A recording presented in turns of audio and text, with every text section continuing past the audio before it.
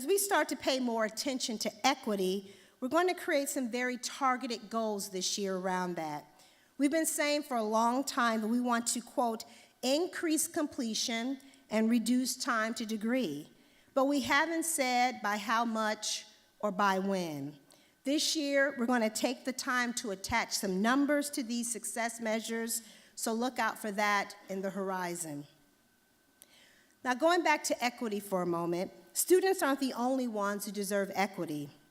The faculty and staff experience should be ones that are infused with equity as well.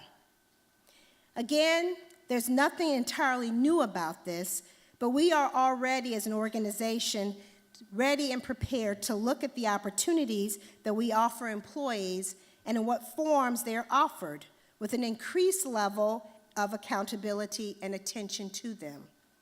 We know that preparing people for an experience in equity in their work is our responsibility as an institution. It's also our work to make sure that everyone has equal access to opportunities to work that enhance their own professional journeys. Bringing more equity to the workplace, I think, can help us appreciate how equity building works. And as I've said, equity is more than just about diversity. It's about equal access to opportunities.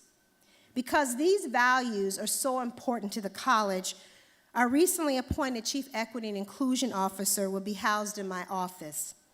I introduced Sharon Bland to all of you in a memo to the college community in May, but in case you don't know her, she's already a terrific addition to our team. Now, although her position is not new, note that, her position number is not new, it is now called the Chief Equity and Inclusion Officer. Ms. Bland will be coordinating efforts to support diversity, equity, and inclusion throughout all aspects of the college community. She has already met with over 150 people as part of a listening tour of the college to assess where our efforts need to be strengthened. In fact, I think she did one at second and third shift. That was actually remarkable. She chose to do that after a day at work. As I said in my introduction of her in May, Ms. Bland has over 20 years of experience in higher education, government, private practice, and business. An attorney by training, she's been focused on diversity and civil rights throughout her career. She has a strong record of driving institutional change and is committed to infusing equity into all experiences at the college. Her role is charged with making sure that equity is a vital force in our decision-making, our growth, and our planning at the college.